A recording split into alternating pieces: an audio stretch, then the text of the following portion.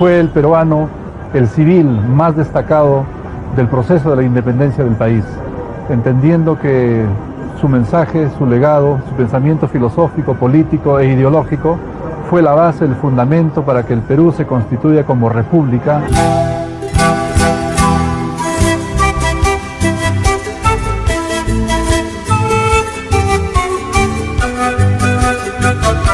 El 13 de febrero de 1787 nace José Faustino Sánchez Carrión en Huamachuco, un remoto pueblecito colonial ubicado en la entonces Intendencia de Trujillo, actualmente provincia de Sánchez Carrión, Departamento de la Libertad.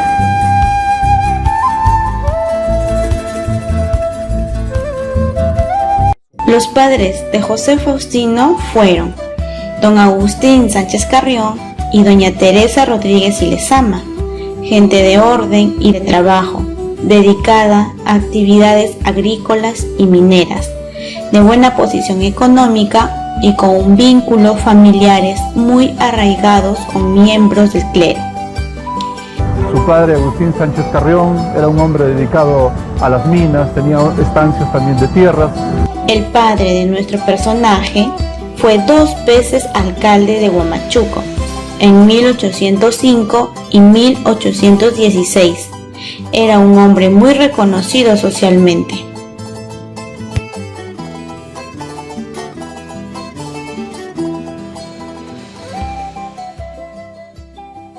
El matrimonio tuvo 7 hijos, de los que sobrevivieron únicamente 2. Fermina la mayor y José Faustino, que fue el quinto. Los otros hermanos murieron prematuramente. Para el historiador Raúl Porras Barnechea, José Faustino Sánchez Carrión fue un niño peruano, español de casta y andino por su nacimiento. Actualmente tenemos la suerte de apreciar que permanezca en pie la señorial casa donde nació Sánchez Carrión. Huérfano de madre desde muy pequeño, José Faustino estudió las primeras letras en su tierra natal. En 1802, a los 15 años, fue enviado a Trujillo para seguir la carrera eclesiástica en el exclusivo seminario de San Carlos y San Marcelo. Para llegar hasta esta ciudad, José Faustino y su padre hicieron un larguísimo viaje a caballo. El joven huamachuquino llegó hasta aquí, a la señorial ciudad de Trujillo, donde estudió latín y filosofía en el seminario San Carlos y San Marcelo.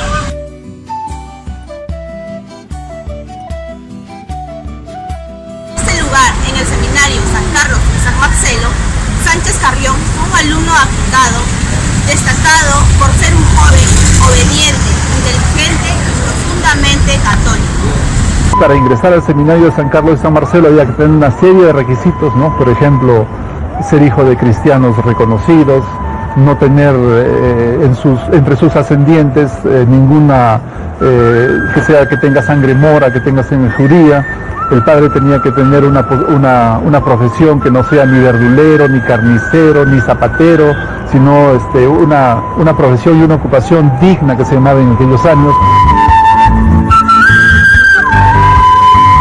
Año del seminario, de estar ahí en esta institución, él destaca tanto, a tal punto que es escogido para dar la oración latina que permitía aperturar el año escolar en el seminario San Carlos de San Marcelo. Sánchez Carrión 2 años consecutivos hace la apertura del año recitando la oración latina. En San Carlos y San Marcelo, Sánchez Carrión forjó su carácter paciente y disciplinado. Dispuesto a estudiar leyes, viajó rumbo a Lima, la capital del virreinato.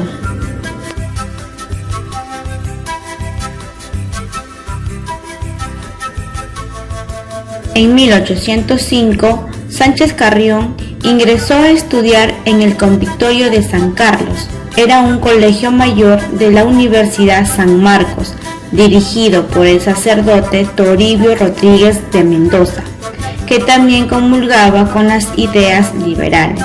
Destacó como un alumno brillante y una redacción poderosa. Sánchez Carrión utilizó de hecho esa pluma para atacar el régimen virreinal. Este régimen estaba representado para Sánchez Carrión por dos figuras principales, Fernando de Abascal y Joaquín de la Pezuela.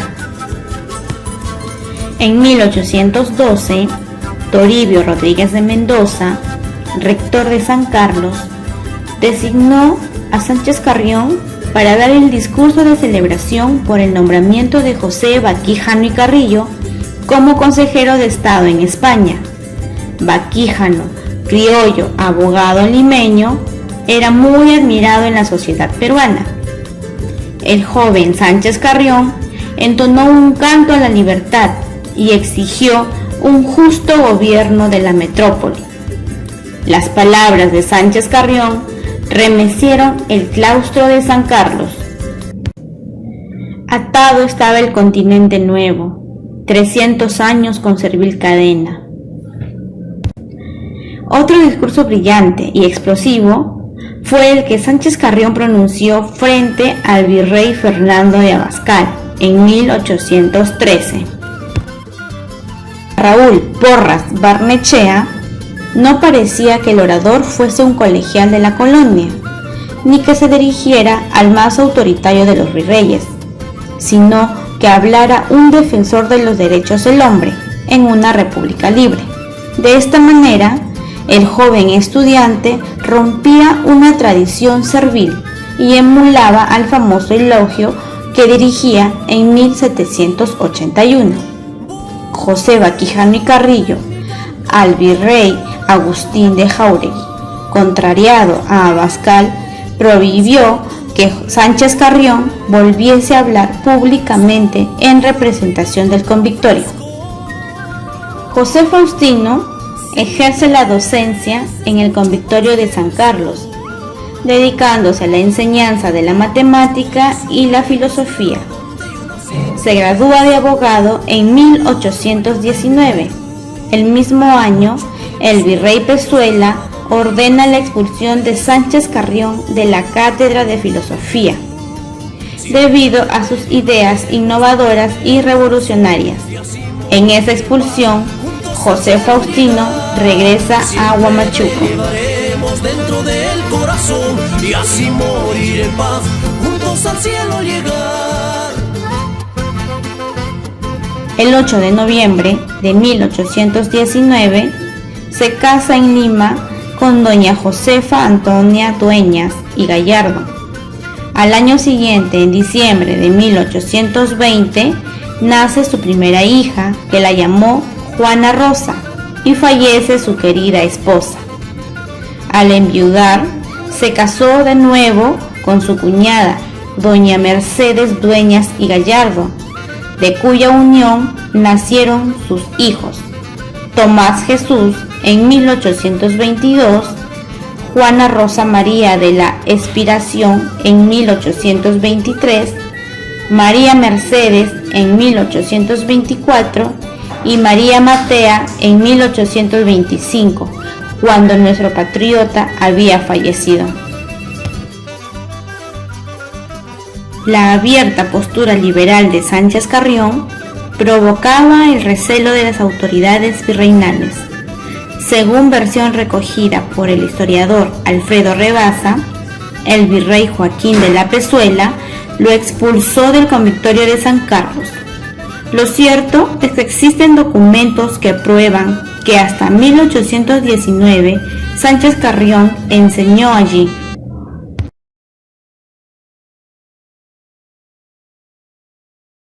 Sánchez Carrión es un hombre que insurge en una situación de colonial y obviamente pues es perseguido, es exiliado. El virrey manda que sea alejado 50 leguas lejos de la capital y en ese exilio llega por Huamachuco.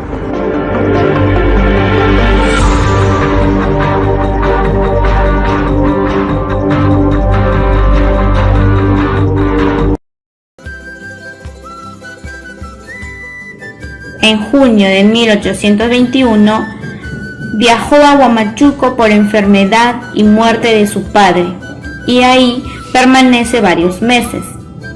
El 28 de julio, en que San Martín proclamó la independencia del Perú, por la voluntad general de los pueblos y por la justicia de sus causas que Dios defiende, estaba aún en Huamachuco, donde asistió a la ceremonia cívica de la juramentación de la independencia nacional. En 1822, Sánchez Carrión retorna de Huamachuco a Lima y rompe su silencio para participar en las discusiones acerca de la forma de gobierno que debería asumir el Estado peruano. Es en ese contexto que se forman dos partidos, los monarquistas y los republicanos. Sánchez Carrión se declara abiertamente republicano, enfrentándose a Bernardo Monteagudo. Es allí donde escribió una serie de misivas que se firmó con el seudónimo de El Solitario de Sayán. Integra el primer Congreso Constituyente del Perú como diputado por Trujillo y Puno, donde rápidamente destaca por sus dotes parlamentarios. En 1823 participa como principal redactor de la primera Constitución Política del Perú. Sus planteamientos ideológicos los expresa a través de los periódicos de la época, La Abeja Republicana, El Tribuno de la República Peruana y El Correo Mercantil. En 1822 editó el diario El Tribuno de la República Peruana. Allí expuso una de sus ideas, mostrándose implacable en el asunto de la guerra. Asimismo, con palabras enérgicas, criticó el desprecio de los peruanos por la industria, el comercio, la artesanía y la agricultura. Solo el trabajo y la ocupación personal implicada en razón de las aptitudes y de las necesidades comunes producen las ventajas nacionales.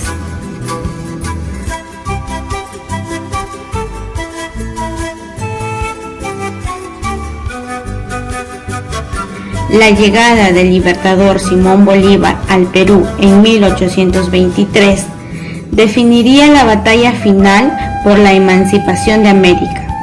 Sánchez Carrión apoya la decisión del Congreso, el cual acuerda otorgarle la plenitud de poderes al libertador, convirtiéndole en dictador. En 1824, Bolívar lo designa como ministro general, jugando un papel importante.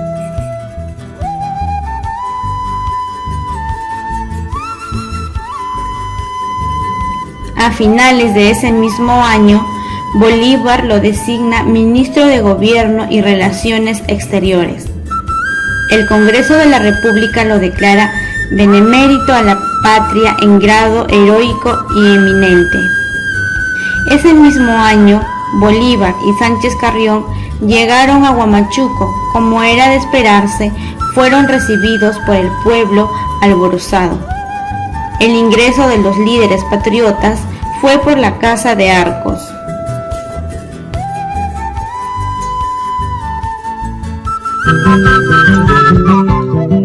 Acá en este lugar donde estamos, en este campanario colonial, en abril de 1824, aquí al pie de este campanario se le hace el discurso de bienvenida a Bolívar y a Sánchez Carrión.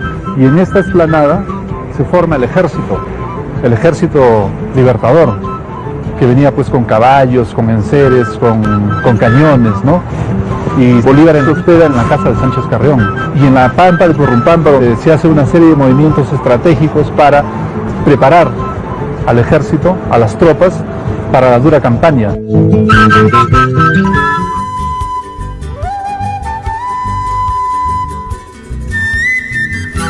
En su labor administrativa, Sánchez Carrión instaló la Corte de Justicia en Trujillo, creó la Universidad Nacional de Trujillo, fundó escuelas y dio un decreto declarando a los indios propietarios de las tierras que poseían.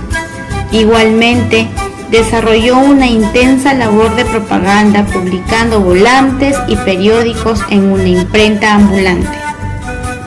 En febrero de 1825, el Libertador lo nombra vocal de la Corte Suprema de Justicia, pero ya su salud había decaído. En una carta a Sucre, Bolívar escribió lo siguiente sobre Sánchez Carrión: el señor Carrión tiene talento, probidad y un patriotismo sin límites. Cuando Bolívar se encontraba de gira por el Cusco, Sánchez Carrión, quien estaba gravemente enfermo, se retiró a Lurín, a una hacienda de los sacerdotes de la congregación de San Felipe de Neri. El brillante ideólogo peruano falleció el 2 de junio de 1825. La nación perdía tal vez a su político más honesto. Las circunstancias de la muerte de Sánchez Carrión realmente no están muy claras. Las circunstancias de la muerte. Hay una serie de versiones que se tejen sobre un envenenamiento, sobre pero esto hasta ahora no ha sido posible. Y comienza a correr el rumor de que se le ha envenenado. Entonces Hipólito Unanue manda a su discípulo, ¿no? y una persona muy capaz, que era Cayetano Heredia, a que le haga una autopsia, ¿no? Y lo que revela la autopsia es que no hay envenenamiento, que lo que hay es un aneurisma al hígado, que es lo que ha provocado la muerte. En este año 2019 se le rindió homenaje a sus 194 años de su fallecimiento. Buen momento para recordar su vida y su obra y rendirle homenaje a un verdadero padre de la patria. Cantarle a mi pueblo he nacido y cantándole he de morir. ¡Huayno peruano!